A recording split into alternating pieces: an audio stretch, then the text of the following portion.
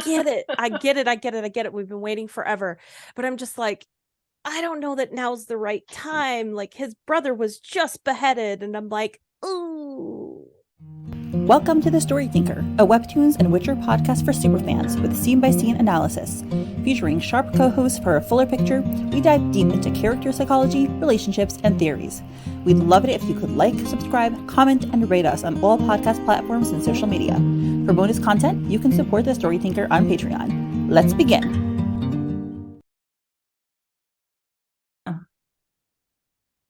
Hello, everyone, and welcome to episode 129 of Midnight Poppyland. It is the season finale. We are here with Veronica, Angela, and Patty. Hello. Hello. And get ready, because this is very sad. It's okay. It's okay. We got this, guys. We got this. Tissues have been obtained. We are ready. It will be okay. I hope. Maybe. I don't know. And I guess at the end of the day, we have to remind ourselves it is a story, so we can remember. Stories wreck me more than real life. Oh, yeah. Hardcore. Well, and I would just like to say the three of us co-hosts have gone through it in the last 2 weeks. So we have, Mindy, I know you haven't read Fourth Wing or Iron Flame, and there will be no spoilers in this. I read Fourth Wing. I didn't. Right. So the three of us finished Iron Flame, and at the end we were all like, oh my God, I need a support group. This was just too much. So support group. On top of this, God, I had been waiting for Patty and Angela to finish Iron Flame because I finished it by myself. Yeah, that must have been the nights. Contemplating life by myself with no one to talk to. Travesty. But I think we're okay now. We're okay. Kind of ready. Yes. Yes. Processed with a lot of memes. Yeah. If you know, you know. If you know, you know. I do want to get a plot synopsis. So at some point, I was going to look it up on the internet, but if y'all want to fill me in later, I'm good. Fill you in. Done. Not here though. All right. Mini spoilers. Midnight Poppyland. Yes. It's Midnight Poppyland time. Okay. Veronica. So, we start off and we're in a dungeon. Okay, first off, what is this organization that has a dungeon that has multiple people locked up? What is this? What did Goliath get himself into? Because there's multiple people. Yeah. In this multiple cells. Multiple individual cells with all the chains. And that's a great question. We don't get any indication of who he's captured by. So none whatsoever. We have no idea. Yeah. I have a theory. About? Is it a new clan? I don't know. He looks pretty roughed up too. So part of me, and I'll go a little bit more into this when we get further in, but I think he was tortured for information. Oh, he was definitely tortured. Yeah, he's definitely pissed off a whole lot of people. So yeah, just a smidge. Just a smidge. Absolutely. But yeah, so we start off in the dungeons and Tora's and the place was empty when I got there, but that was where we met. He's real bro? Who does that? Who just meets on the side of the road like that? He's damn, I'm happy for your bro. Oh, but it isn't like that, Goliath. It's not like he has any deep feelings for me or any. She could not wait to get that dig in there at all. She's I'm gonna get you for this, fucker. I am never gonna let you live that down. Never living it down. This is the most, I don't know, bad timing ever. The guy's in a cell, he has 5 minutes left, he's in horrible shape, and they're fighting in the background. Yeah. But Papa's no, I have to put this in. Tora has to know. Tora must be reprimanded. It is not that deep for him. So he says. Mm-hmm. Hey, and then give me that phone, Poppyland Wilkes. I'm surprised that he said her full name just now. Yeah, a little worried about that. Yeah, why did he say he didn't call her Bobby? He called her Poppyland, mm-hmm. which is interesting. And who hurt him? Because, Goliath is Yeah. not there to repeat this, but what about everyone else there? Like, who Yeah. Right. Because he ain't alone. Yeah. He's not. And it looks like he's on speakerphone too. He's Or whatever. definitely on speakerphone if he's Yeah. FaceTiming. Yeah. And he's like, sorry, she has an old score to settle with. Like, just the content going back and forth. And then you just see Goliath's little smirk, his smile. And he's like, well, what do you know? There's one thing I did right by Tora after all. And it's like, oh. Okay, so I guess at this point, I have to ask you guys, how do you feel about Goliath? Because I know there are a lot of people who are like, didn't like Goliath and they're fine with this, but I feel a lot of sympathy for Goliath and I feel so bad. What do you think? What's your general disposition towards Goliath? I had a general indifference towards Goliath. I understood his purpose in the story and the plot. Like he was the catalyst that started the whole thing. If he hadn't done the notebook, if he hadn't done his shady shit, if he hadn't texted Tora when he texted Tora to come pick me up, they're going to kill me, Tora wouldn't have been there. And then he wouldn't have gone looking for the notebook. And then that wouldn't have connected him to Poppy.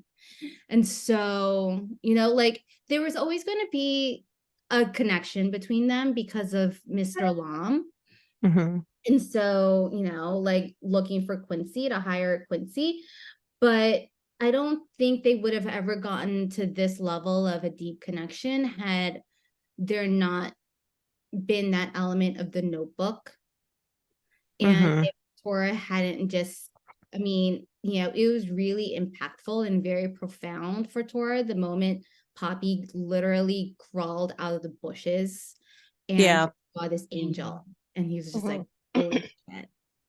Like would he have felt that if he just saw her at, I forget the name of that restaurant where she met Mr. Lom.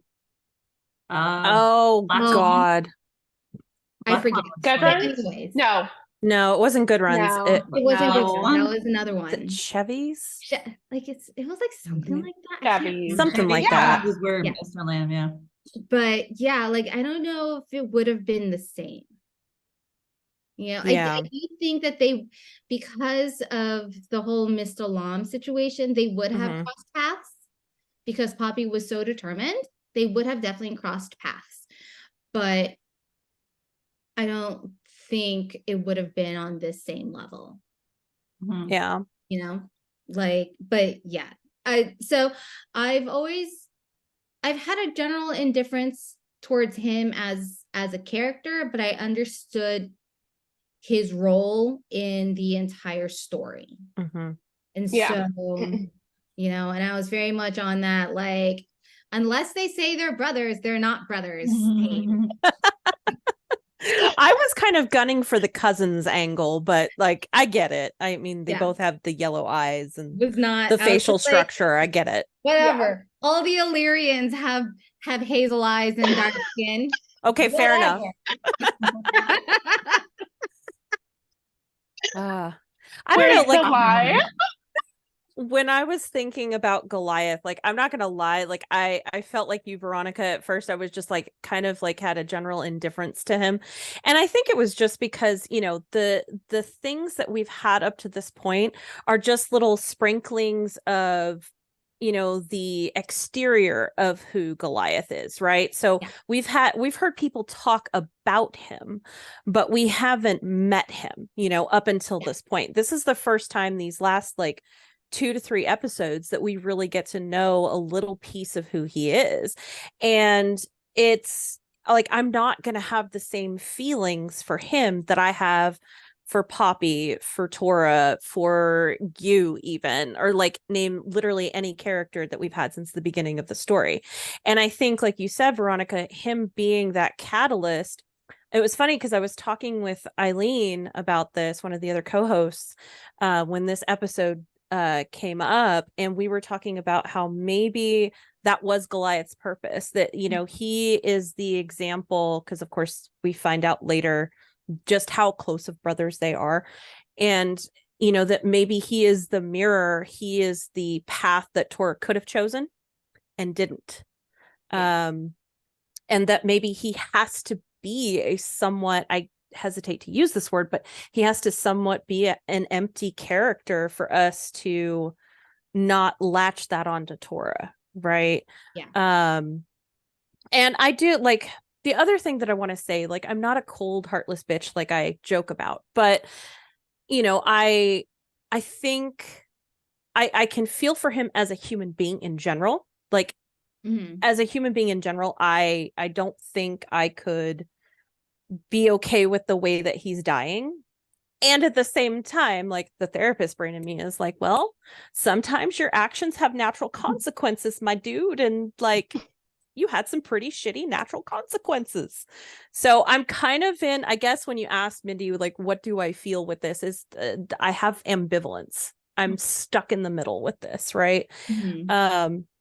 Now, the way that I feel about Tora and Poppy is totally different, and how I reacted to how they felt about what happens in this episode, and I'll get to that later, but I really felt that that was where my true feelings came out. So it's hard to explain. It's this weird in between. That makes sense. Okay. Angela, what about you? Yeah, I mean, like, from the very beginning, we get, you know, little sprinkles of who Goliath was. You know, growing up, he was around Tora. We find out why. You know, we get snippets of you not liking him, calling him, you know, the C word. Yeah. So like no one from Tora's group likes him for what he has done. So you know, naturally we want to paint Goliath as this just jerk, and someone who only thinks about himself, which is true in a lot of cases. But then we see in this episode how much Goliath actually really cares about Tora, and he realizes, you know, kind of at the very end, you know, like he's kind of coming to peace with what he has done to himself and what he has done to Tora. And so at the end of the day, even though I don't really know him as a person, I do know that he still means a lot to Tora. And so I'm just kind of like, I like you, Patty, I feel for Tora more than I feel for Goliath. But at the end of the day, he is still a person going through, you know, this at the end of his life. So it's it's interesting because I guess I feel a little more connected to Goliath himself personally, but I probably just am a very sympathetic person. Patty, I like completely agree that everything he did led to this point. You know, it's not like it popped out onto him from the sky. But and I love what you said about you know, what you and Eileen said about how, you know, him and Tora, they both were they went difficult circumstances. Right? I'm saying they both started out in a situation that was compromised, right? That you know, a lot of people aren't in that situation to begin with. But still Tora made better choices within that framework, that, you know, within the life left into. But, you know, to me, it kind of reminds me of, it has crossed my mind, you know, to think about what if people that were close to me that I loved, whether it was a sibling or my children, you know, what if they were like, became the worst of people? Like, what if they were murderers? How would I feel?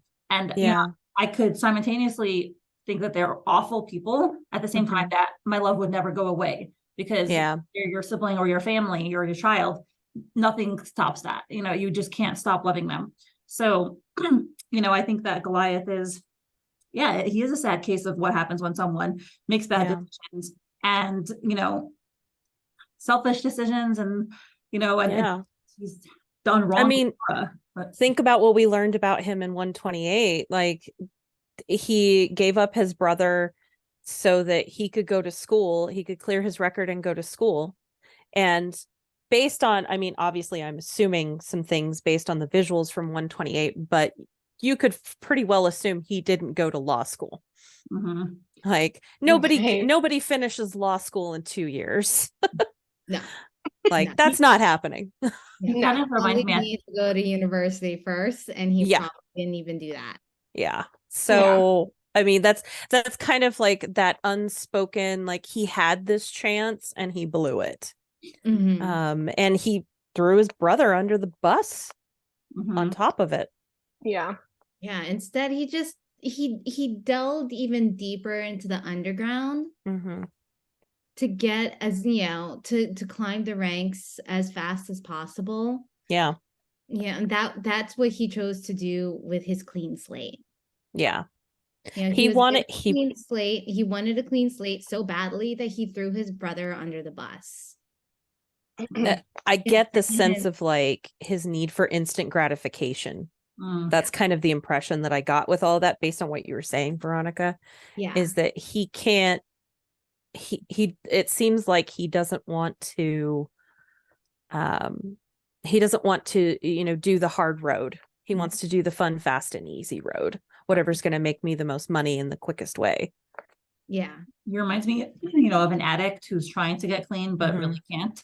Yeah. He has these idealistic goals, but then he can't actually live up to them. Right. Destructive along the way. Well, if you're not given the foundational tools to be able to better yourself, like how are you going to do it? Because that's the thing is like, we don't know what actually happened to Goliath. Like we know that we still don't. Got picked up by Vince, but we don't know what happened to Goliath. What if he just stayed in that orphanage? Yeah, that's he true. Became an adult. Like, what kind of foundation are you going to get staying in an orphanage? Or like, what if he also went to another really shitty family? Yeah. Like, but that shitty family didn't have money. And so then he had even less opportunity in life. Yeah. So he had to hustle even more. Like, I feel like with him, he definitely had like the case of fear of missing out. With seeing how maybe Tora had lived his life, or like seeing how Tora was able to like afford all these cool cars, and seeing how and like all that stuff, and all of his cool clothes, even though he has like a dollar hat, a Dollar Tree hat. But it seems to me as if like Goliath was just kind of like, maybe, yes, I love your hat, jealous of what Tora had. So he decided to get what Tora had, and he lost a brother. Yeah, instead. like it's it was probably very difficult for Goliath to view from the outside all the opportunities that Tora got just by being the bigger one of the two of them. Yeah. Simply because that's what it was. He was just simply the bigger one of the two of them. He wasn't the ruthless one, just the bigger one. And so that was what attracted Vincent to Tora, was his size and the fact that he was out there, looking out. Like, obviously, like if they're in an orphanage, he's got to probably be in some kind of like survival mode at all times. Sure. And, you see this, if you see these two brothers, which one are you going to pick? The little one or the bigger one, when what you want this child for? Yeah. To turn that child into an eventual weapon, and so, and that's the thing, like, he was just this scrawny little kid that just didn't get the opportunities that his brother got. And like, because his brother got a built-in family, like it's a fucked up family, but he's still got a built-in family. Yeah. He got a built-in opportunity. Again, a fucked up built-in opportunity, but a built-in one, just by being the bigger of the two of them. And so there is probably always like this sense of envy that that Goliath had of Tora and the life that was provided for him. Yeah. Got picked up. I don't like to say adopted. Yeah. That's it's too not, nice of a word for what too nice happened of to a them. word, but he was picked up, when he was picked up by this, and again, like, we don't know what kind of life Goliath was forced to live. And, we don't know if he was adopted ever, if we don't know if he just had to always be in survival mode. I mean, you could tell that he's always had to be in survival mode, and he had to probably work so much harder for what it is that he had. Yeah. Cora had. Yeah. And And when you're looking from the outside in, like you were saying, Veronica, about like, again, we don't know his circumstances of how he grew up or who he ended up with, but when he's looking at, I mean, even in 128, even if we knew nothing else about Goliath, even if we got no other backstory about him, that in 128, he's getting out of prison, Tora's getting out of prison, and he's got one set of his brothers over there, and then Goliath shows up, and they're both there to pick him up. And look who he chooses to go with, right? So, Yeah. I think for Goliath in that moment, even though all we saw was him looking pissed off, like that was probably his like crucial moment of feeling abandoned. Yeah. I'm sure he experienced it otherwise, because I mean, clearly the two of them were separated, and much as I would love to think that they would have been taken in at the same time, I mean, thank goodness they didn't in some ways, but that doesn't always happen. Not everyone wants two kids. And like you said, it could have ended up in a really crappy situation, a really crappy home where he didn't have the same opportunities, even if we know the interior of what Tora went through. Goliath doesn't know that, and he just sees that he's got all these fancy cars and he's got all of this money, and he's worked up through the ranks. He's the right-hand man of Vince, and da da da da. And like, this was what, 2 or 3 years ago. Tora was like 22, 23, right? And he's like Vincent's right-hand man. Yeah. Like, that's got to be hard to see. Yeah. I think it ties into what you were saying, Patty, about his need for instant gratification. He's too immature and short-sighted to see that everything Tora has, it's not a good thing. Tora wishes didn't have it. Tora views it as a burden, and as a moral burden, and as a physical burden. But Goliath is superficial and shallow and unable to, delve further into the circumstances of people's lives. So he sees it and he's like, oh, this is great, without recognizing that this is not at all great, and he doesn't actually want it. Yeah. All right. Back to heart-wrenching panels. Yes. Yes. So here we go. So you've been here the last few months. I've tried looking for you, but the only lead I got was a stinking shoe. It's like, so that's what happened with that stupid. So that's when I lost that stupid shoe. Which, by the way, shows me he's been thinking about, when did I lose that shoe? He seems like a little still here, like a little attached to his possessions. I mean, yes, probably was like a brand name shoe, and he's like, oh damn, I'm in prison and I'm about to be killed, but I really lost that great shoe. Yeah. Well, I mean, look at how he was dressed up when he was picking up his brother from prison. Like, my dude, you show up in a Mercedes in a 3-piece suit. Like, I know. Okay. Like he's very like, get over it. Exactly. But yeah, of course he would be like, that's where my shoe is. And then you go down and it's like, maybe if I searched harder, and he's just like, of course, Tora's taking the responsibility onto himself, feeling guilty. And Poppy's like patting him like, no, it's okay. It's not your fault.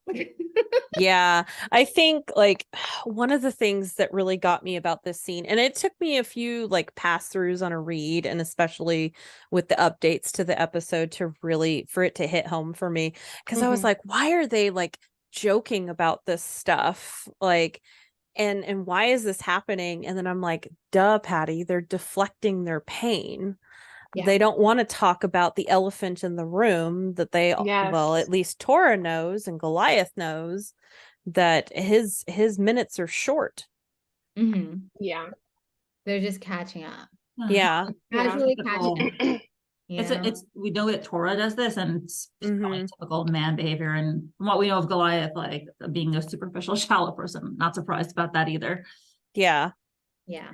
I think it also kind of points to, their dynamic as brothers, that, Tora, of course, is the grumpy and Goliath is, of course, the sunshine. Like, he's always kind of Yeah. sunny. Like, he's playing He's the the sunny side up this charismatic whole one of the time. two of them. Yeah. Yeah. He's the personality hire. Yeah. Tora is not the No. personality hire. But when you're little, you kind of learn how to be that. I'm sure of Like that. when you're naturally little, you have to figure out how to make your personality bigger. Yeah. Mhm. Because no one will pay attention to you because you're so small. Like, trust. I'm child 5 of 6 and the smallest. Ah, Oh, yes. geez. So, and the Speaking from youngest girl. personal experience. Speaking from personal experience, I had to develop a big personality Mhm. in order to be seen, because it's really easy to not be seen when you're small and constantly overlooked. Interesting. And Mhm. so that's probably, what Goliath has had to do was just, Yeah. he had to develop that bigger personality. He had to be more out there. He had to be the sunshine to Mhm. shadow, because Tora was already going to be seen. Yeah, that's He true. already has a strong presence. Mhm. So you have to create your own presence when you're really small. Yeah. And it's interesting, the dichotomy with that, because he's small and wants to be seen, and Tora is so big, and the last thing in the world he wants is to be seen. I Yeah. know. Yes, we all want what we ain't They got. are like two sides of the same coin Yeah. in so many ways. Mhm. In absolutely so many ways. Okay. And so then, we scroll down. He's like, don't beat yourself up, bro. That's the last thing you need. By the way, Pops, did you know when we Tooth were is missing. kids, Tora used to set spiders on fire because I told him they'll scream if you do that. And the dipshit believed me. Oh, geez. Well, lighter. So this tells us Like, this this is better be worth it or I'm gonna cry. Baby Tora. He will not be the one in the marriage to be killing the spiders. That's going to be No. Poppy. but this is I am always the one killing the bugs in my marriage, because my husband thinks that I have like anger issues and needs to like kill the bugs. But like really, he's just afraid of them. No, I can't kill the bugs. I can't. I have this thing where it's, it's more like I don't like the concept of killing things. Mhm. Or things dying within my house. I don't like it. Like, we have, so, typical DC row house, we have mice issues because houses are attached and you can only do so much. Mhm. And so, I keep trying to convince my husband we need to get a cat, but he refuses. Instead, we have 2 useless dogs. Like, we have these pit bulls that don't do anything. They just see a mouse and like pretend they're gonna go get it, and it's like, that mouse done ran away already, you silly dogs. Oh no. But every like as soon as it like is on a mouse trap, I'm just like, I can't. You're like, nope. I can't. Nope. I start feeling like so bad deep inside me. Yeah. Same. So I'd rather live I with live a in mouse. I yeah. don't care. I'm not killing that mouse. I live in Arizona, so we have scorpions. So We have like them in Oklahoma too. They're horrible. they are horrible.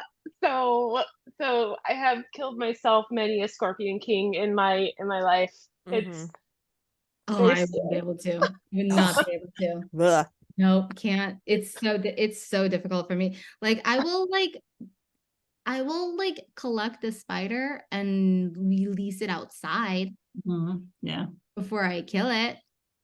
I've entrapped a little mouse and put a kibble inside it in a jar with some holes and then released it into Virginia.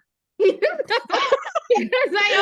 I mean, spiders are one thing. Okay, I will give you that. Like spiders, I don't mind, putting into a jar and like letting it be out in the nature. But scorpions, no.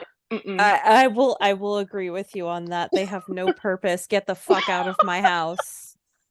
No one invited you here. Go away. Listen, until you have been stung by a scorpion, you will know what we mean. It is not fun. Nope. I imagine so. And story-wise, it is reassuring to know that Tora didn't want to kill the spiders, and that we'll see she didn't. Because children who torture animals, it's a very concerning sign. So not surprised that Goliath is the one who incited this, and Tora isn't. Now we feel free to know that Goliath is the violent one and Tora is the softie. Yes.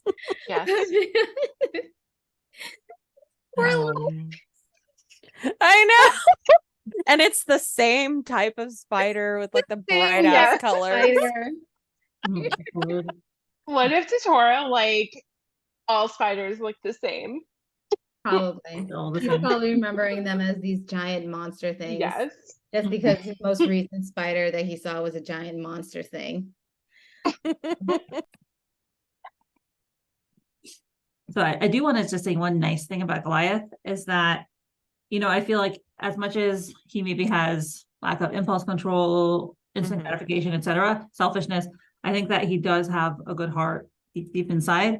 And his whole interaction with Tora now, especially where he just told him, don't beat yourself up, bro, while he's all beaten up, that does show, it's also like, Angela, you said the end of life resignation, the peace that he made. Yeah. But he doesn't want Tora to feel bad and to have this guilt upon himself. And he probably recognizes that Tora is the type to take responsibility. And his like last gift is, don't worry about me. This is not your fault. Yeah. Yeah. And I think, of course, that's definitely something that comes with like end of life stuff. But, the other thing that I wanted to point out, because when you were talking, Mindy, about, Goliath kind of having, this kind of like addict mindset. I mean, that's pretty much the vast majority of the people that I have ever worked with, right? And they do all kinds of various and sundry terrible things to their family members and their loved ones. And I think that, sure, it's easy to look at a physical addiction like drugs or alcohol or insert, medication here and say like, oh, well, okay, it makes sense that it's a disease, right? But process addictions are very much an issue too. And so things like gambling, stealing, sex, you name it, like it lights up the same areas of our brain. And so I think if we could look at him from that perspective and know that, people do recover from that all the time. And yeah, they do have to work towards rebuilding trust and rebuilding relationships. And unfortunately, we're in a position where Goliath can't do that. Yeah. And so I think, at that end of life stage and that, I have to let bygones be bygones, because he's also got to let go of his own bitterness. Because from what I gather, short of, Tora saving his ass constantly, is that he seemed to harbor a lot of anger towards Tora for multiple things, because that has to be why he threw him under the bus for various things. And especially with, what we saw in 128. So, I think he's also trying to let some of that go. And like you said, be at peace with how things are going to be with them. Yeah.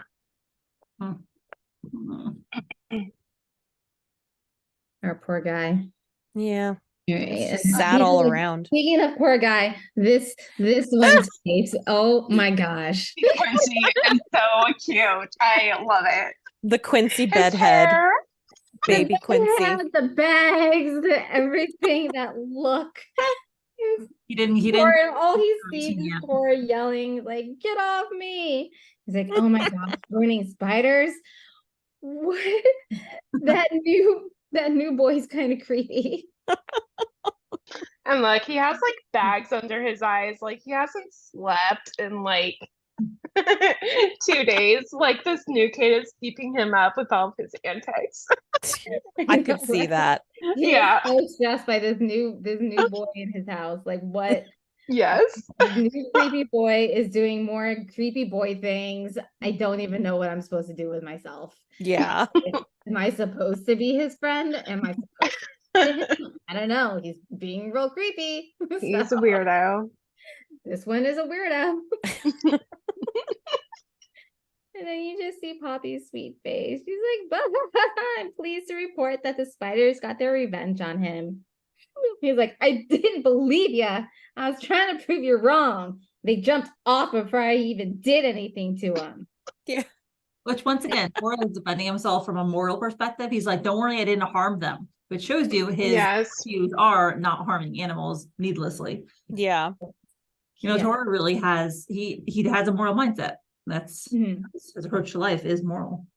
Yeah. Like he's that guy that's forced to be morally gray, but he doesn't want to be. Right. Yeah. You know? Yeah. I think a lot of people have been making him do their dirty work since Oh yeah. this 4. Yeah. And so just 100%. like, well, I guess I am. I'm that guy. So and he's like, you punks better stop spreading those damn rumors about me. And then Poppy's like, I hope it's not rude to ask, but are the both of you brothers? You look so alike. Okay, this when I read this panel, I was like, finally. Yes, Veronica, finally. He is the fandom. This is all of us in the last years, however long it's been. God, for It's been years. 4. For I know. years. 4 years. We're gonna get an answer. I'm like, thank goodness for No, they're just from the same region. Oh, They're God. totally just from the same region. We're from the They're same not brothers. They're not cousins. They're not related. They just look the same. Like all Filipinos look the same. It's the same. But yeah, no. And then Patty takes over. Okay. So he says, brothers, I wish. Yeah, we wish. We're not brothers, sweetheart. And they both say at the same time, we're twins. And Goliath pipes in, I'm the older one. His Okay. little face. I mean, Goliath's face was it's mighty. It's this face is doing things in this panel right here. Stupid By the way, Yeah, I'm pretty sure in previous panels, Goliath's face was not as like square as it is in this one. I feel like it was smaller and a little more like heart-shaped before. But you know, now Lily's telling us they're twins, so now they just look exactly alike. Just the hair is different. Yeah. Yes. Now we know why Tora went through the orange hair phase in his teenage days. They had to look different. Yes. If possible. Oh my God. Okay, so yes, they are twins. Wow. And then Poppy, okay, somebody help me understand this here. So she's like totally wigged out about that. And like, did she like bump her elbow or something, or her shoulder? No, I think Like, I think that's just like the instant nosebleed. So blown. Oh, Yeah. I was like, what happened here? What'd you do? Yeah, No, it was just it's an exaggeration. of her Okay. mind Of being like Okay. the nosebleed, yeah. That's what it was. Okay, so it's her chin that I'm looking at, not her freaking elbow. Oh my God. Okay, never mind. Forget me. Anyway. It's okay. I was It's confused okay. too, because I saw it as a nosebleed, but I'm like, wait, does that mean she's like attracted to Goliath because he just said that they're twins? Like I didn't get that the nosebleed part. Yeah, I guess that was Lily's kind of haha at us that like, yeah, she can't handle that much hotness in one room kind of situation. But you know, when I read that was like a punch in the gut because like I'm not a Yeah. twin, but from what I understand, twins have this super close connection that even Yeah. some don't have. So Mhm. for Tora to be going through this, and you know, it also helps you understand why Tora still feels so close to Goliath despite what he's done to him, because you just can't disconnect from a twin, a brother, Right. especially not. They're like a part of you. So it just makes They were in womb together. Yeah. There's that. I imagine they probably like kicked each other a lot when they were in womb.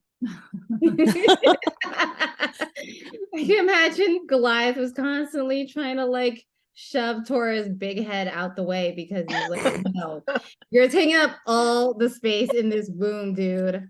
Like, move. And then Goliath is off in like a little section here. Everything that you're saying is just reaffirming my decision to never have children. No, right? No, thank you. Each other in the room. You imagine his mom, like they're just duking it out in there, and she's like, Jesus Christ, I just need to sleep. Like, you guys are kicking my bladder. Come on. So I imagine that's exactly how they were when they were in womb. Yeah. Oh God. And so apparently they are used to this reaction, because Goliath says, "Hey, that reaction never gets old, huh?" And then we hear a thud in the background, and then the background goes dark. So haha, funny time is over, ladies and gents. That like nostalgic expression on his face. He's like, yeah, you know, Yeah. like that affection and fondness in his eyes. Yeah, it's very fond. Yeah. Like that's a you dumb idiot, but I still love you kind of shit. Yeah. Yeah.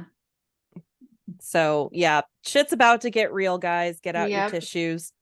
So we hear the clanking of his cell in the background. Of course, we knew that it was going to be sunrise soon where Goliath is at. And he's Goliath says, "Real glad I got to meet your girl today, bro."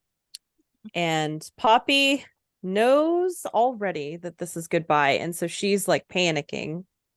She's like, Tora. And of course, Tora is immediately going in and trying to shield her from this. Understandably so. And we see in this next panel, Goliath's kind of sweating it because he knows what's coming. And he says, "Sun's up, gotta go."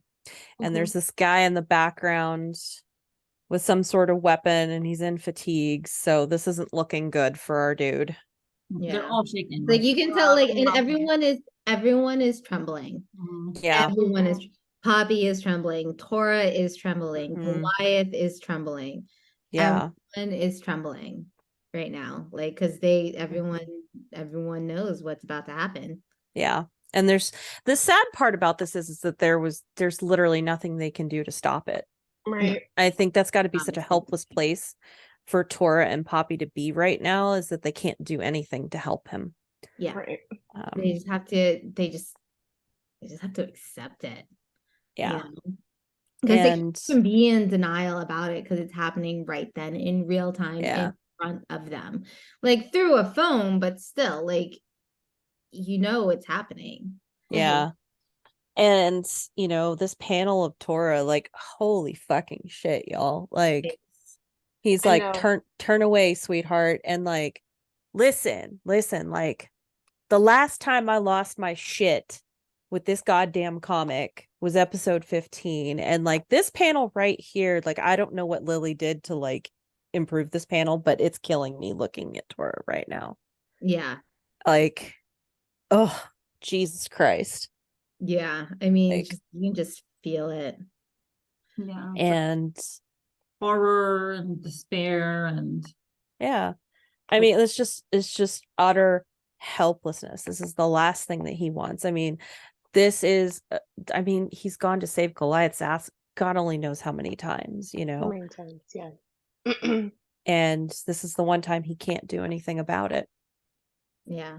And so he shields Poppy away, and Poppy says, "No, Tora." He's like, "It's fine. It's going to be okay." Like, here he is going through the worst fucking moment of his life, potentially.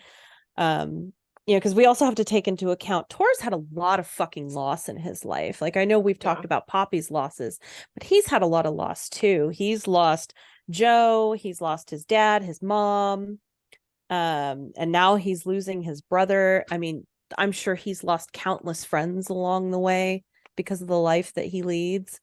And like right now, his only concern right now, other than, you know, trying to deal with this himself, is to shield Poppy from this. He's He's a gentleman through and through. he's shielding the one tangible person that he can shield at the moment, and it just happens to be Poppy. And it's so sad. Yeah. It's so sad. Yeah. Angela, I like that you said that, because he's a protector in every situation. Yeah. Yeah. And she says, no, you can't let him, like you really made his day, Bobby. Thank you. Like, oh my God, Jesus Christ. Like, he's still trying to soothe her while he is going through all of this. Like, yeah. Oh, it's just like, out of everyone going through the motions. And we see one last shot of Goliath. You know, I'm pretty sure he's crying because he knows what's about to happen, and he knows what his brother is feeling. And on his face, he's got a smile on his face, and but he's crying. He's oh my God. Feelings. Feelings are stupid. This is bullshit. Oh God. I think that, and if I can like interpret that smile, I think it's partially what you were saying, Angela, about acceptance of, you know, this is the last moment and this is where I am. And I think is also maybe a part of him that is, you know, wants to kind of comfort Tora and Poppy, to see him in his last moments be at peace and to not let him see his distress. And then the third part is, I think that there really is just, you know, the same smirky, wise ass Goliath who just like, he's not going to let anyone get him down. He wants to be down with, you know, while still being in control as much as he can. Yeah. And that's the one way he can have control. Yeah. Yep. They couldn't beat him that much into submission. Right. And then we see this panel of Tora just holding on to Poppy for dear life and thanking her, and like he's just full of tears. And if we remember, this is a man who, one, doesn't say a lot of fucking words, and he sure as shit doesn't cry in front of people. Yeah. We've seen him tear up a couple of other times before, but he's never cried. Yeah. Yeah. Yeah. And, you know, part of me was just like, I know he hasn't said the 3 little words to Poppy, and I know he's not ready for that, but this is just as good as that, because he hasn't done, I guarantee you he hasn't done this with anybody else. No. I highly doubt he's ever cried in front of anyone.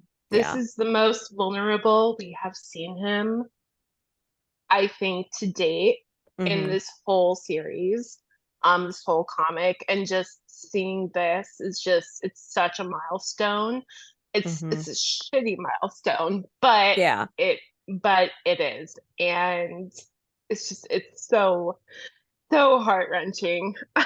I wonder if also part of him, when he's saying thank you, he's addressing it to Goliath. And you know, it's too hard for him to say goodbye or I love you to Goliath, but this is, you know, he's ostensibly saying it to Poppy, but I wonder if that's really his message, like his goodbye to Goliath. Sure. You know, thank you for being brother, even if you weren't such a great one. Yeah. Oh, it kills me to see Tora like that. Oh, fuck my life. And we get one last panel of Goliath, and his last thoughts are, nice meeting you, little sis. And we see that he has had his hand amputated. Yes. And he is about to be beheaded. Yep. So this is not going to be a pretty death either. And I hope to God, like, I'm pretty sure this is what Lily was trying to get across, but I hope like hell that phone went off before that happened. Like, oh, Yeah. Yeah, but it Jesus didn't. Christ. You, Ugh. you heard they heard it. Oh God. Yeah. Jesus. And it says, and he says another bit, like, not a bad way to leave, knowing I did one right thing. Knowing I did one thing right by my little bro. Hmm. And then that's the end of it. But then you hear the thud. Yeah. Made it a point. Oh, She made it Jesus. a point. So And then then the call ended. they heard what happened. Yep. They didn't theorize like what happened next. They heard it. Yeah. Yeah. And they are holding on to each other. Yeah. Yeah, Oh, they're holding on to each other like they're each other's lifelines. Like Yeah. they are the only ones that matter, because Mm-hmm. at that point it's true. Yeah. You know? Like Poppy's crying, she only had to talk to him for what, like 5 minutes. I don't know how long they were on the phone for, Yeah. but you just see like how sensitive she is to just, such a light personality that she is. Like, she loves everyone that she comes in contact with. Mm-hmm. And I mean, that it must have just been so amazing, for not amazing, but just so comforting for to have someone like her Yeah. with him in that moment. Yeah. Because I can't even imagine where his head would be spiraling if she wasn't there Right. with him. Because It would he's already a mess. So I mean, yeah. bro needs a break. And Yeah. I'm glad that, by them hugging each other, they also prevented them both from looking at the screen. Yeah. To see whatever was apparent, they didn't need to have that visual Yeah. for the rest of their life. So They heard it. So Mm-hmm. Yeah. yeah. They heard it. Oh, Jesus. And then of course, the next panel, Poppy's like, I'll get you a drink, and Torres, of course, he's not saying a word, but he just nods, and Poppy does the only thing you can do in that moment, which is go into caretaker mode. Mhm. you also see how he covers his face because Yeah. yes, he is crying. He's still ashamed, to be crying in front of her, and still can't perceive that completely. And then we scroll down, and I think Angela. Oh wait, hang on. I got a couple more panels. Sorry. And so we scroll down, and there's this picture of two little bear cubs, obvious kind of nod to Tora and Goliath. Yeah. And we start to get a little more backstory on Goliath. And Tora says his real name was David, but he never wanted to be the little guy, so he changed it to Goliath. And Poppy just goes, she gets him something to drink, and Tora's back in his safe space on the ground. Yeah. No, I couldn't figure out where they were. He finds comfort on the ground. Yeah. But then also, I just realized, looking back at the panel where they're on the bed, after the phone screen goes dead. First of all, with the call ending and then the phone screen completely shutting off, that's just incredible symbolism for, Goliath's life is done. Yeah. And when they're on the bed, previously while it was happening, they were like clutching each other really tight. And now that it's over, Tora's just like, his whole back is sagging and his arms, one of them is like really loose and just fell down, which is like defeat, that it's over. I can't do anything. Yeah. Yeah. They're just like now in a place of accepting the situation.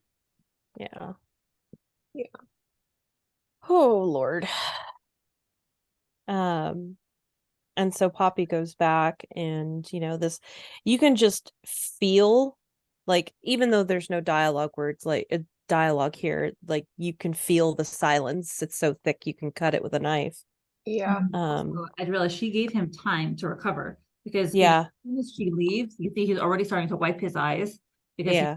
he wants to, he doesn't want to show himself that vulnerable again. And she's making him tea, which takes a while, for it to heat up.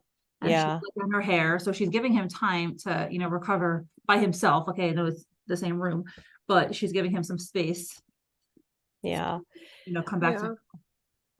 Yeah, and it seems like the other thing that I want to point out is it seems like maybe some time has passed too. Because it looks like it's getting dark outside. So, I mean, obviously him and Goliath were on opposite ends of Naren the continent. But it couldn't have been that many hours ahead, so I feel like this has been some time later. Yeah. That they've probably had to do some decompressing, right? And Tora goes on as Poppy approaches him and he says, after my paw was hanged, my maw became a little mental. Goliath was a skinny runt and I was much bigger, so I tried to protect him, but he still got the brunt of everything. And so, all right, you ready to take over, Angela? Yes, ma'am. Feelings. So then he is looking at Poppy. She's coming over. And he has his hand stretched out to her. So he's making the first move. Yeah. So I think that's really important, when someone is in mourning or just having like a very heavy moment. I don't like it when people like come at me and be like, oh my God, what's wrong? Blah, blah, blah, blah, blah. Yeah. I always feel more comfortable in just letting me have a moment to breathe. Oh, sure.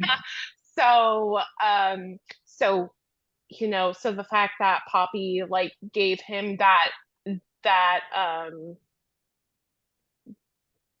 that moment and she let him make the first move, I feel like that was just so amazing of her. And then he takes She's hesitant, like she's with a cup. Yeah, she's hesitant, like Yeah. so then he's like, yes, please, I would like your company now, please come here. And then she takes his hand. I want to pause on that hand bit. And I think this relates to what you were saying, Angela, about him reaching out to her. If we remember, I think it was episode 28 or 29, where they had the hand holding. It was Poppy asking for him and his touch. Yes. And now we've got the reverse of that. Yeah. We've kind of come full circle there.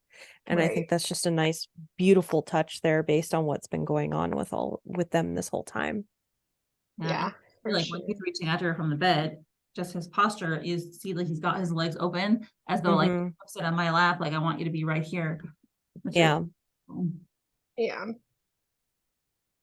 And the color is starting to go back into it's not much brighter, but it is definitely not that warmer tone, not the mafia green anymore. The mafia green anymore. Yeah, we're back in that warmer, like the safe space of Poppy. Yeah, that's what this color scheme is, the safe space of Poppy. Yeah. So then they are sitting, so she's coming down to his level. She is sitting where he's comfortable at. And he starts talking. He says, a few months later, the cops came and took us to an orphanage not far from here. And the year after that, we were shipped to Narn City, which was where Vince picked me up. So there's that whole word me and not us up. So it kind of gives that implication that we were all talking about earlier, that Goliath was not picked Yeah. They went from being together always, even in an orphanage, Mhm. being separated. Yeah. Yeah. And he's got his arm around her. And we have Goliath's cheesy grin. Mhm. um, and we have Tora's trembling chin. Um, Trying not to cry. I am trying Yeah. so hard not to cry right now. Trying not to And cry. it's the whole like badump, and then it's back to the whole like greenish, very sorrowful, very dark place right now. Mhm. I mean, his chin is just like, sorry. Yeah. And then like so now he started trembling. He's Mhm. trembling now, and he says, "I'm gonna have a smoke now, okay?" Um, he's like, "Okay." Um, He and understands then that is not a moment to deny him of his cigarettes. Yeah. yeah, Yeah, exactly. definitely. He needs a smoke. Hotel Yes, deposit be We all need a damned. smoke. exactly. I forgot which one do I stop at? It's sorry. Oh no, you're Um, fine. I can't remember. I'm having a moment. Um, Keep going or not, either way, whatever you're up to. and she's like, so she's like climbing in his lap. And he's like, if I forgot again, Bobby, my light. And so she climbs and she's like, here. Which, by the way, the metaphor, Bobby my light, like who's his light? Bobby is his light. Yeah. Yeah, yeah. So she clicks. So his lighter um clicks on. He's And all he's blushing. blushing. He's blushing. And her Um, blush is really blushing. Mhm. yeah. And she's like, what? And her heart is like, badump. Um, and then he's like, you really gonna make this a habit, huh? Climbing onto my lap whenever you please. He's just like, I just wanted to distract you. Does it bother you? Maybe I'm just bad at this. And like she's like trying to like play it off a lot, but he's got a Mhm. blush now, like full on, like, I you know. know. His blush is really blushing all Yes, over his face. it's matching with the background. Um, Yeah. and he's like, no. And he's got his hand, or like his let's see here. His hand is like grabbing onto her wrist as if he's like trying to, I think, Pull her in. I pull her in. think this is implying something that they were just very vulnerable with each other, and they're going to continue being very vulnerable, but in a different way to cope with what they just witnessed. They are part of their processing will be also finding comfort in each other physically. Yeah, 100%. I think that is where this is supposed to lead to. Yep. Mhm. Her hair is down. She climbed on his lap. Mm-hmm. A hardcore blush, she's like, don't go anywhere. The only thing that makes me hesitate about that, like I get where you guys are coming from, and I know that the stage is being set. The thing that makes me worry about that, and this is again my therapist brain, and I'm so sorry, I can't help it, is that I worry about it kind of being this, like, because they have, like, for fuck's sake, Poppy has said I love you to him, right? And he hasn't gotten to that point with her yet. And I think that, or I would hope that he would pause. I know they're in a very vulnerable situation and people don't always make the quote right decision. And I'm not saying that there's a right or a wrong decision here. Right. But part of me worries, like, I don't know how I feel about it if, they choose to numb out with their bodies. I don't think they would be going all the way. Yeah. I mean, like, I get don't- seeking physical comfort for Yeah. sure. But just something I know as a therapist, like, this is why people kind of also get like crazy around the time that somebody dies, right? Like, so Yeah. your typical fight, flight, or freeze. So like some people just don't react at all and are like numb.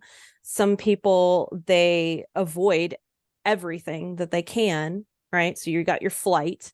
Some people get into fights. I mean, how many times have we seen families fight at a funeral? Ugh. That Yeah. might be the way that they handle that, right? And like, I hate to say it, but the last F is fucking. So like this, I mean, people have talked about it, like the funeral issue, and people just like picking some rando in the dark to have at it with, like, and not that I think Lily would ever do this. I'm just like, oh, y'all, not yet.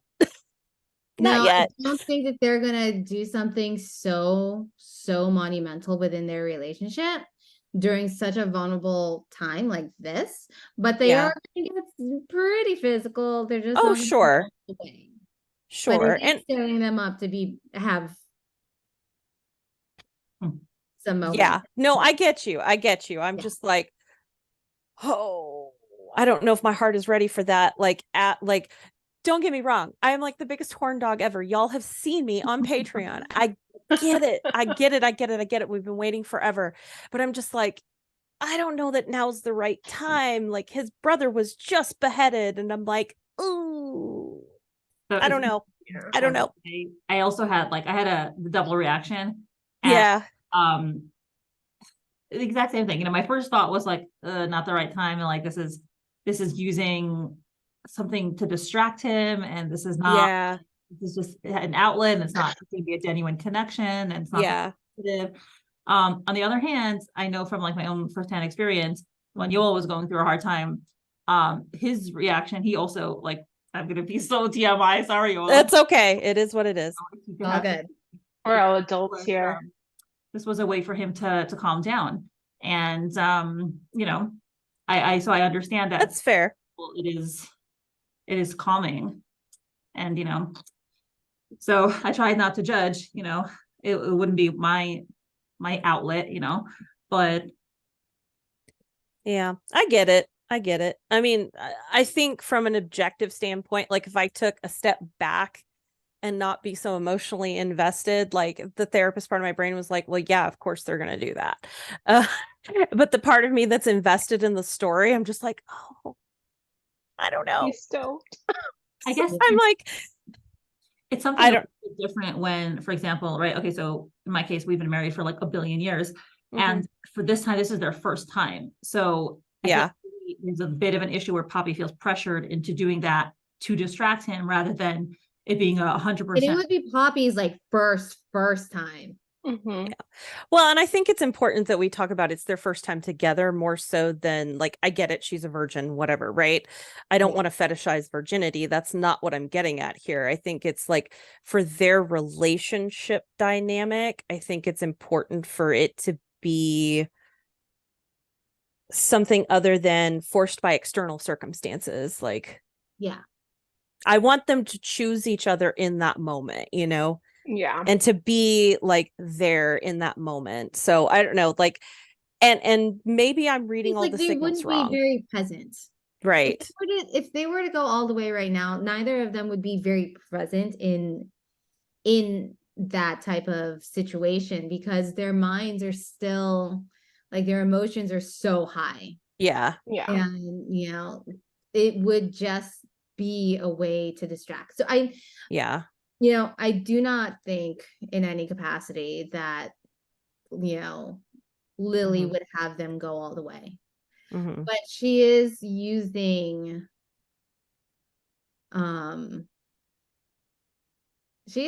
sex into some capacity to distract Tora. Yeah. Yeah. And I get that. I mean, he's got a body count. We all know this, right? Like this is nothing new for him. I've kind of theorized since the beginning that that's something that he likely did to kind of get through it, right? As he talked about when they were at the club that, he used to like party hard, right? Sex kind of comes with that. So, just like obviously this is something that he has done in the past and he feels better in like numbing out through his own body. So like, could I be down for some spooning? Absolutely, right? Like Yes. cuddle all Aggressive night. spooning. Aggressive spooning in that bed. Have at it, right? My friends have dubbed it fugling. They're just gonna do a whole lot of fugling tonight. Mm-hmm. So, I'm down with that. Yeah. All right. Okay, so now we switch and we have a curtain close until next season as to what happens with Poppy. Which obviously that's a great cliffhanger. Yeah. And now we have it's fun because it actually looks like it's outside the same motel, right? You see the same. Yeah, it looks like it's the same motel. Yeah. And it's solidly nighttime now. Mm-hmm. Yes. And it's snowing. It's snowing. And it is snowing. So Tora the was jackets. Mm-hmm. The I would need pastry. those coats. Yeah. Yeah. Here someone's on the phone and the person on the phone is saying, I don't effing care if he knocked you out for 2 hours with his shoe, Six. You're the prodigy tracker. Get on with that. And then the person is saying, sheesh, quit yelling at me, Captain. This stuff takes time, okay? I gotta switch up my disguise and search for alibis and shit. The bruising's so bad, I can't even conceal it properly. Now we gotta look at this person. And it is someone wearing a coat with a bruise all over his face. And I just want to check the last like the episode where Tora threw the shoe at the guy. Doesn't look like the same guy, but I guess he did a good job of disguising himself. He changed his hair. I know, right? His hair I'm not gonna call him Six. I'm gonna call him Senor Chancla. Chancla, am I missing a reference? It's a shoe throwing a sandal. Okay. Oh, gotcha. Yeah. Yeah. It's a Spanish word for sandal. It's a weapon. Basically. Yes. Yeah. Tora was channeling his inner Spanish mom. Gotcha. Yeah. In Tagalog, Filipino, it's called a chinela. Chinela? Oh, okay. Yeah.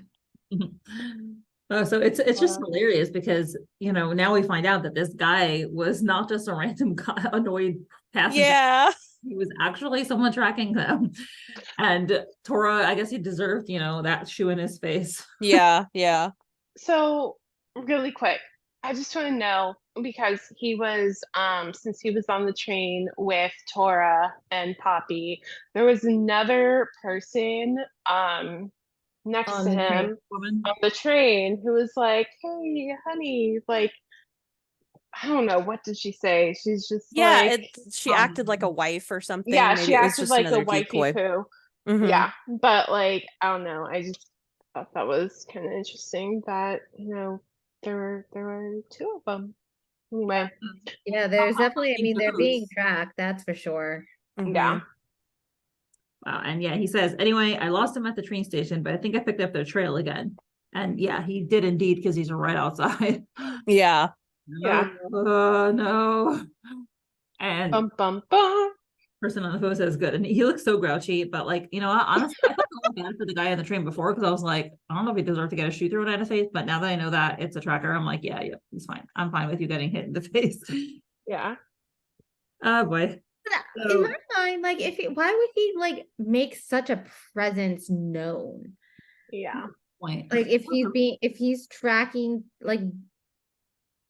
if he's following them around, why would he make his presence known by being like, yo, shut the fuck up, you're making too much noise, blah blah blah? Why would he do that? Yeah. To me, it doesn't make you a very good tracker. Right. Maybe he isn't good at his job. That's entirely possible. Yes. Which makes me question this organization if they choose such a man to be their stealthy tracker. Yes. Mhm. Also, I went back a couple of episodes, and when they first get to that motel, Yeah. it's daytime. Mhm. Okay.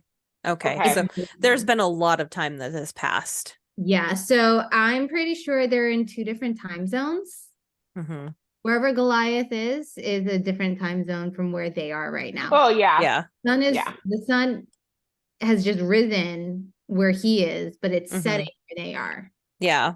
Yeah, because I mean, like, Poppy took a shower. Poppy, they got the call from Goliath. He said that he was in Malibu, which I'm like, okay, well, how do you get from Narin to Malibu? Like, where, like, how do you get there, bro? He's Maybe really he not was. in Malibu. He's just No, I was to obviously say he not, was but joking. like, he's just joking, but but he's literally like a distance away from each there other. is a distance, but like, I mean, so if it's like, nighttime in Narin, and it's, dawn wherever Goliath was, then I like, where the hell did they take him? Like that, Yeah. like where is he? You Like, where in know? the world is Goliath? Yeah. Somewhere west. So now we find out who he is talking to, because we see Cat Lady. She is there with Joe's ring around her neck. Oh, the nerve of right. that lady. Makes me so angry she took that ring. I Mhm. know. So I mad. was so mad. God.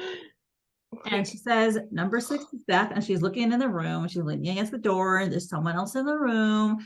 And she says, number 6 is back on that girl's trail, boss.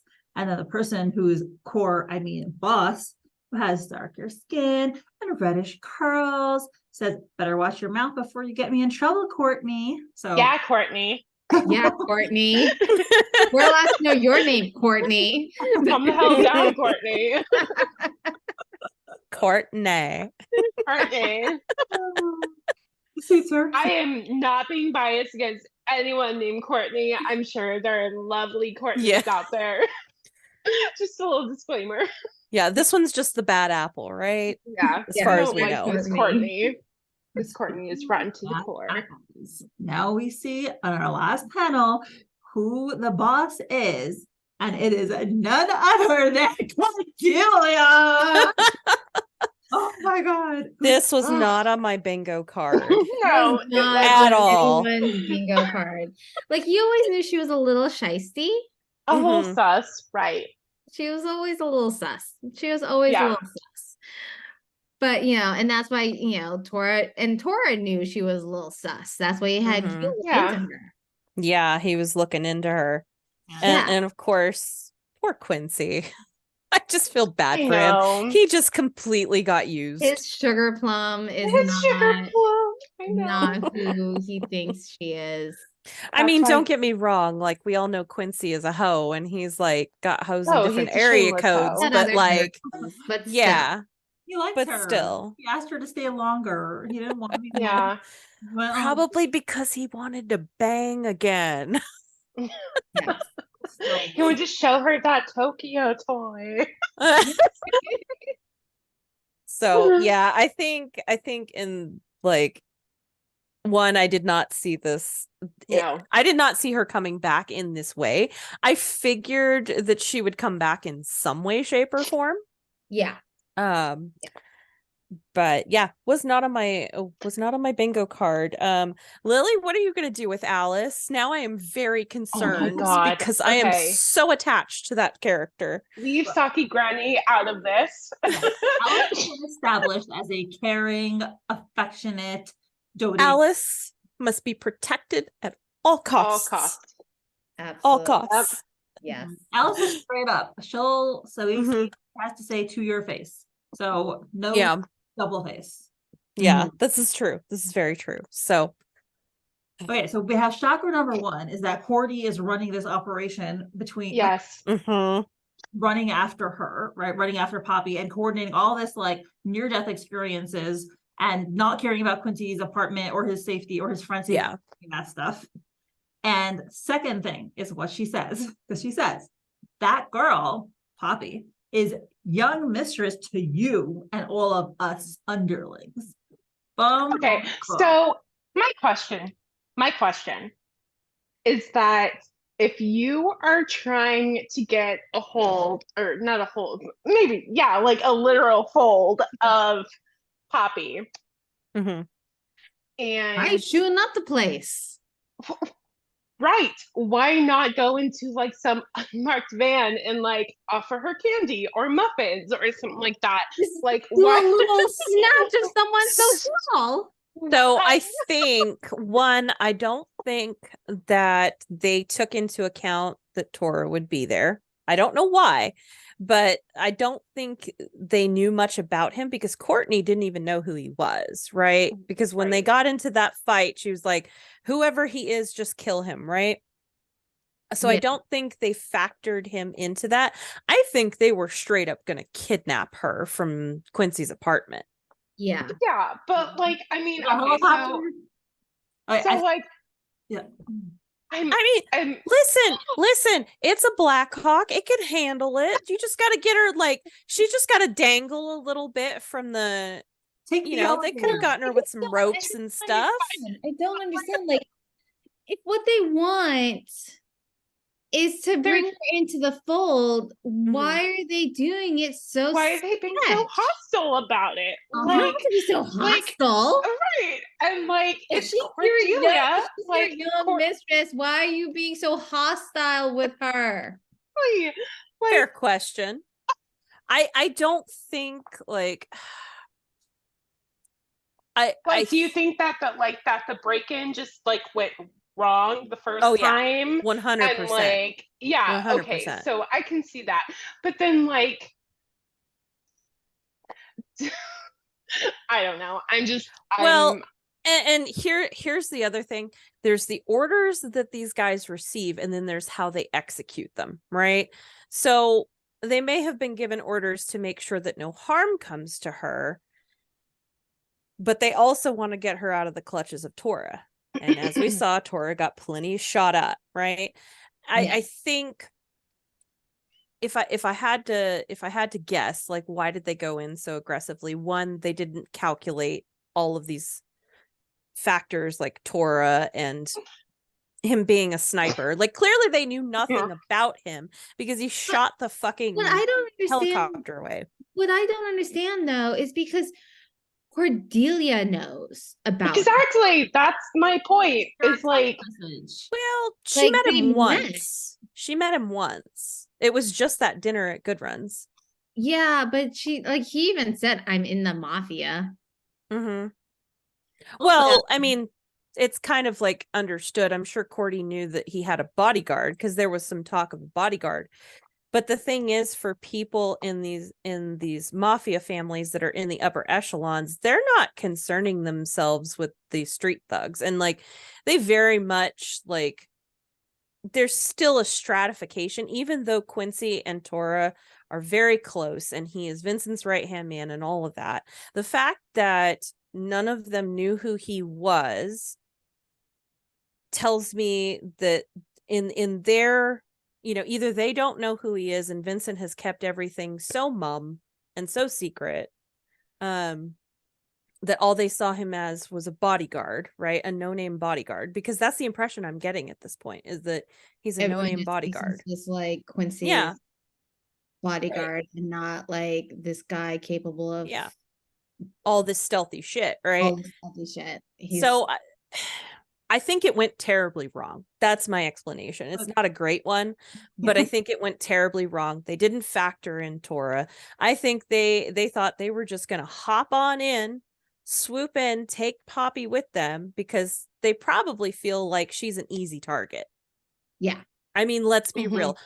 All appearances, she's an easy target. However, I still don't understand, right? If she's the mistress of their clan and she's like top echelon and they have to treat her, make sure she's happy, why would they break into her apartment in the first place and tie her up and like fair question. As I said, send a letter, send an email.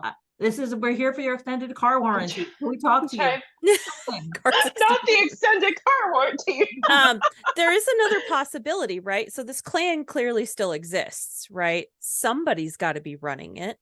Maybe they want to have control of Poppy, but maybe not bring her into the fold in the way that we think. Maybe they want to be able to control and manipulate her They have their through puppet. fear. Power. Yeah. Better come along with us because your dad tried to run away and it ain't working. So you're coming with us whether you like it or not. Yeah. Because I mean, how many times have people with royal blood been used as puppets? I mean, we've seen that throughout history. And so this tells me, like, obviously we know that she is clan related now because they wouldn't be calling her mistress otherwise. But is she actually like, is it a clan or is it actual true like royalty? What if they're not in Naren and they're in a different country? That's a possibility. We have no idea. See, that's the thing. We have no idea. She could be like, Princess she could be royalty. Who knows? She could be a princess and we have no idea. Disney movie, guys. We have no idea. All we know is that, it was definitely Poppy's dad. Oh, 100%. That wanted to move to Moonbright. For sure. For whatever reasons he had. And the mom was like, nah, I'm over it. Bounces. You said a few months, whatever. I'm bouncing now. And then, like her Poppy's like grandmother definitely knows what's up. Oh, Pearl is so sus. Like she knows. She totally knows what's up. Yeah. I will not demonize Granny Pearl. I think she knows what's happening. I think she's struggling with the idea of when is the right time to tell her. Yeah. So, I mean, there are plenty of times like families keep secrets from their kids because it's like, it is not time for you to know.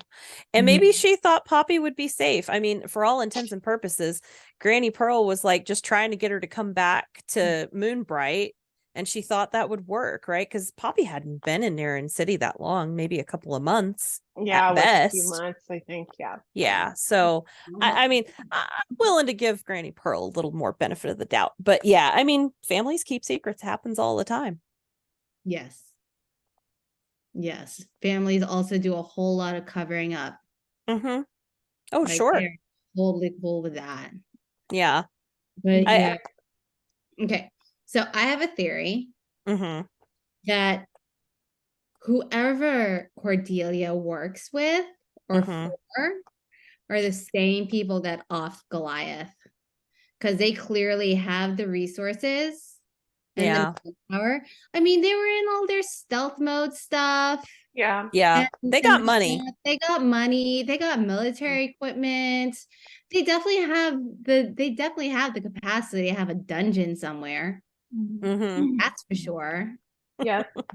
Like I think that this clan or whomever this organization that Poppy is a young mistress to, the one that offed Goliath.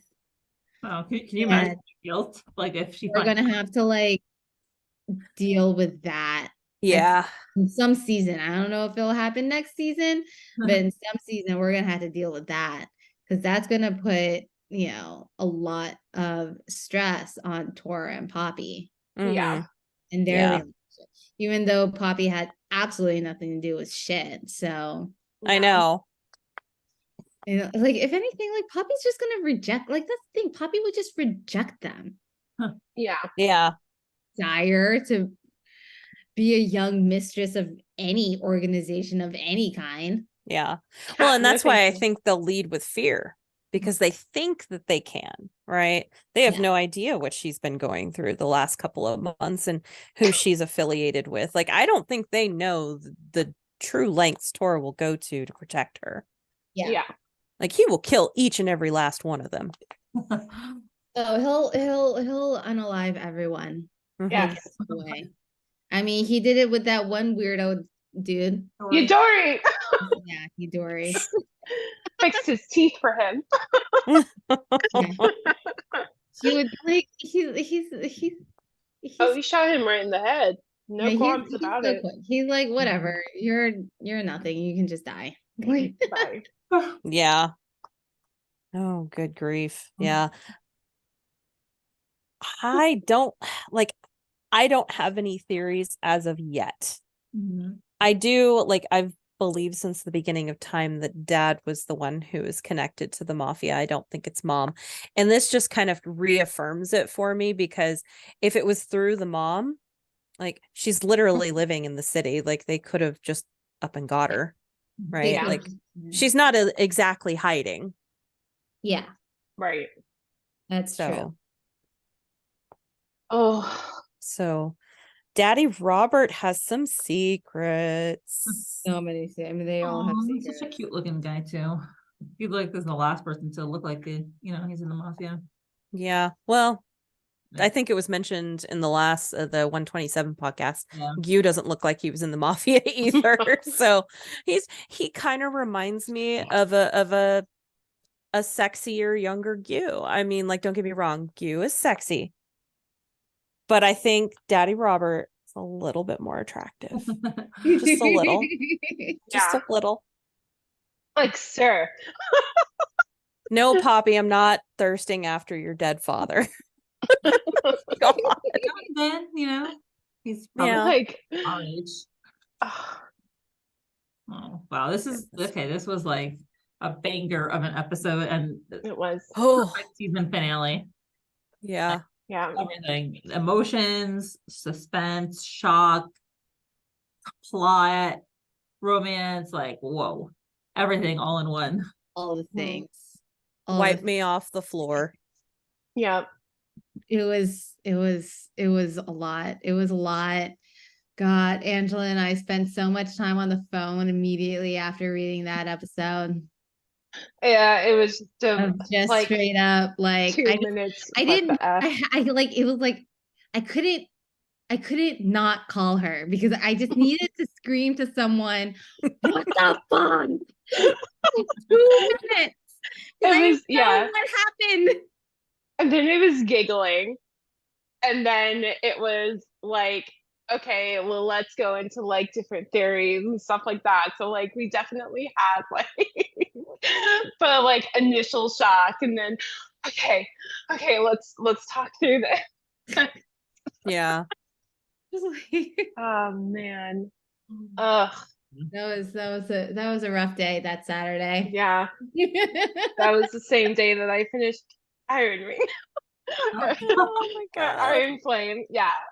That was a rough fucking weekend, no doubt. Because I think I finished Iron Flame on Sunday after this episode, and I'm like, I have no more feelings left.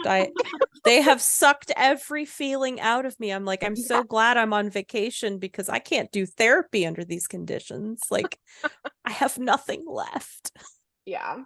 It was a very rough episode to get through. And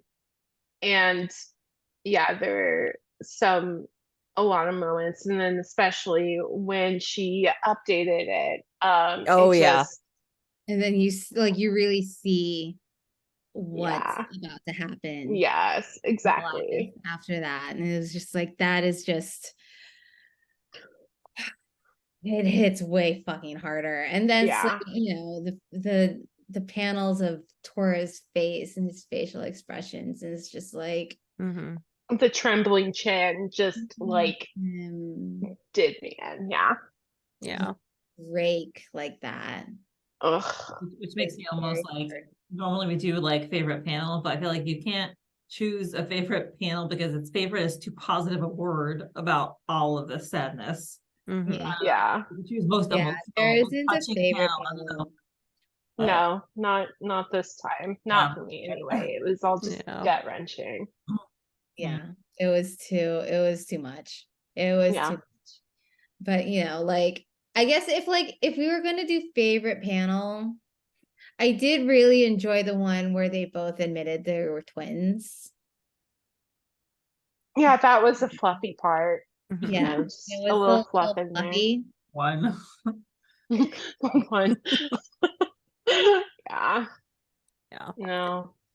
And you know that battle still goes, like it went on for years about who's the big brother because Yeah. Goliath had a height shortage to make up, and Mhm. Yeah. you know, Tora obviously, like, and I think that's another thing, and I'll dive into this in my own analysis, but you know, that just kind of goes to show you don't have to be the older sibling to be parentified, because in every sense of the word, Tora is the big brother. Yeah. Like you can call twins all you fucking want, but he was the embodiment of the big brother. He's the one who took care of Goliath and went after him. So, you know, and it, I don't know. It's just my miniature thoughts on that. Mhm. Yeah. Yeah. Well, I think also for audience question, there really isn't any need to write an audience question. Just Yeah. gush your emotions for it. I'm sure everyone has a lot to say. Is Do we need to have a separate support group chat for episode 129? No, right? Find us in this group chat. Yeah, no, the only thing that I wanted to add that I thought was a little interesting to me is the whole like connection to the Swords Bride. Yeah. With and I don't know how accurate my brain is going to be with this one, but I was talking to another friend of mine and something kind of popped up with how Tora was the bigger one, and so I wonder if that that lineage of his has anything to do with him being the bigger one, like if that like passed to him somehow. Like, am I making sense? Yeah, like Yes, and I do yeah. kind of have a theory attached to that, but I'll pause. Okay. But yeah, so that's kind of where I was getting at, is that Goliath wasn't, I don't know, maybe he wasn't like, He I don't didn't know get how to say this. the mystical, the fantasy. Yes. the- Yeah, or something like that. Yeah. Like he didn't But get like, the Okori Inu. powers. Yeah, he didn't get yeah. the Tori Inu Yeah. gene. Like that Right. didn't pass to him. It went straight just into Torah. Yeah. And that's why Goliath is so little. Yeah. Yeah. Torah got all of that. Part of me wonders, because like we just had a few episodes ago where we learned that Tora's mom tells him, you know, don't you know our family is cursed, right? And that Yes. either you will lose someone that you love will give up their life for you, or you will go mad. And this is my theory. It could be completely bonkers, but I think Goliath's death was the breaking of the curse, because first of all, they're twins, right? So they're old. They're the same age as each other, right? Maybe a few minutes apart. Yeah. And so technically they both equally have the opportunity to have the Okori Inu passed down through them. And as much as we've talked about, Tora loves Goliath. He has always loved his brother. And so what if, even though he's afraid that the person who he loved was, you know, Poppy was going to sacrifice themselves for him, what if that was actually Goliath? Because we saw that he was tortured, right? And I'm sure they wanted information from him. And I bet you my bottom fucking dollar that he did it to protect Tora. Yes. Yes. So I think he fulfilled the curse in this case. That's my theory. We'll see what happens. That's kind of what I was thinking. Yeah, no, and I'm glad 100% that you brought agree that with you. up, because I thought, I was like, okay, well, maybe I sound crazy by saying this, but I wanted to like No. Yeah, that's smart. I did not think of that. No, I 100% I agree with that theory. Like he fulfilled the curse, sacrificed his life. I bet they were trying to get information from Torah, and Goliath was like, you know, I ratted him out once. I'm not not gonna gonna do it again. again. Mhm. I'm not doing it again. Like I will die before I do it again. I hope Tora realizes that, if that is indeed the case, I hope Tora gets to know that so that he appreciates Yeah. that, he did And I well. hope these motherfuckers know what's coming, Oh my God. because Right. we all know he's not going to let this die. Lethal weapon. Mhm. I know, right? Yeah. For sure. Oh my God, this episode. Oh. Yeah. Feelings. Like it was such a heavy episode. It was Mhm. It so really heavy. was. It really It was was. so heavy. Yeah, the heaviest we've had. I mean, my husband was like, "Are you okay? Is Angela okay?" Like, no, Not okay. not okay. Mhm. We're not. All he hears is me screaming on the phone. Mhm. He has no idea what's going on. All he hears is me Not screaming on the phone. Oh jeez. This reminds me of a very funny episode I did when I did Real Husbands of Midnight Poppyland, and I interviewed all the husbands. Oh my gosh, I remember that. Your husband was on it, Veronica. Yeah, she interviewed my husband because Yeah. he understands. Hilarious to see everyone's reactions to their crazy wives. Mhm. He's always That's awesome. literally like next to me.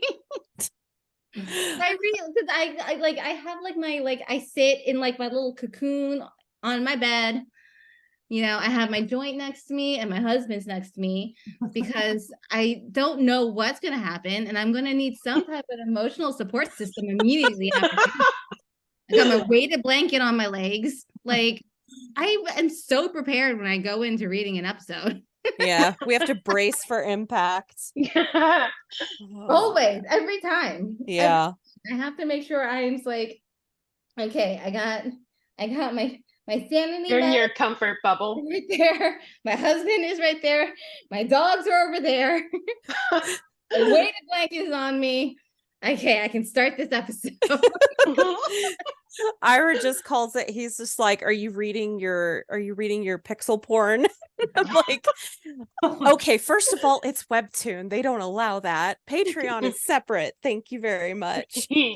Exactly. He's like, no, God calls it porn with a plot. But that's fair. The Patreon is maybe, but not the webtoon. The webtoon See, is that's what he also calls all my smut books. fine. That's okay. That's okay. Let them be jealous. Yes. Never. It's fine.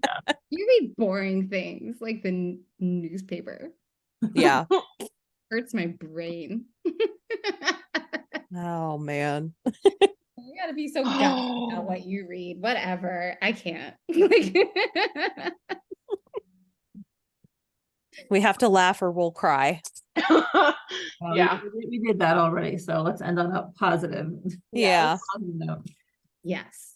Oh, All yeah. right. Well, we have a lot to look forward to in the next season. There goes nothing. Yeah. So excited for what happens next season. I mean, so much happened this last season. Mhm. Yeah. And it was just like, it was such a really good buildup. Like the first season was them like just meeting, Yeah. getting to know each other and Mhm. trying to figure out like how that dynamic is going to work. Yeah. Right. Like it was about Tora going into Poppy's world Mhm. and like trying to acclimate into a civilian life. Yeah. And then second season was really dedicated towards Poppy trying to navigate like the mafia world. Like Yeah. how do I integrate into Tora's life? Mhm. And so now I think the third season is going to be dedicated really to how do they navigate these two lives that are very connected. Yeah. Because from so many different aspects. Yeah. And stuff like that, like clearly Poppy is from a particular background. We still don't really know what that background is, but now they're off and they're going to explore this new thing, this completely new thing together. It was like she's going into her world, she's going to world. They're going into a new adventure in a new area. I mean, it's not new to, I mean, like Tora was like, what? But, you know, but they're going back to where the roots of like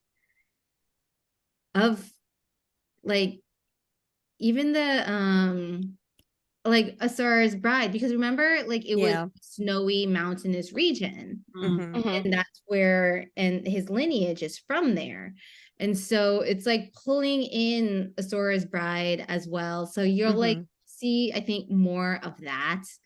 Also, part of me wanted, I was like, oh, like I wonder if it's like, you know, Yura's in Asara's bride, Yura powerful family. I wonder if they is where Poppy, you're talking about Yura, yeah. She like I wonder if Poppy's lineage is actually from that side. Yeah, because she was an adopted daughter, and it's been many, many, many, many generations. So yes, everyone is. So it's not incestuous at all. Oh man. Okay, so much is happening. I have no idea. Yeah. So brace for impact with season 3 when it Very exciting. I guess we will see. I'll wait forever for it. I don't care. you know, I'm here. I waited for other webtoons that were on breaks for like 2 years. It's like, what? It's fine. Yeah. Well, it won't be 2 years, so I don't think so. Oh God, hold on. No. Lily will not do that to us. Well, thank you so much for joining on this really big episode. It's so much fun. Great episode. Great job. Yeah, we'll see you in season 3. All right. Sounds good. Thank you, Mindy. Thank you. Bye. Thank you, ladies. Thank you to my current patrons, Lily, Molly, Veronica, Emily, Jo Rochelle, Salty Tuggles, Ann Rose, Alexa, Misty, Joanne, Esther, I'm Watching You People, Emily, Jean, Kay, Lily, Beckett, Christine, Sadie, Teresa, Mrs. Castaldo, Amapora, Ruby, Sophia, and Katrina. Your support is truly appreciated.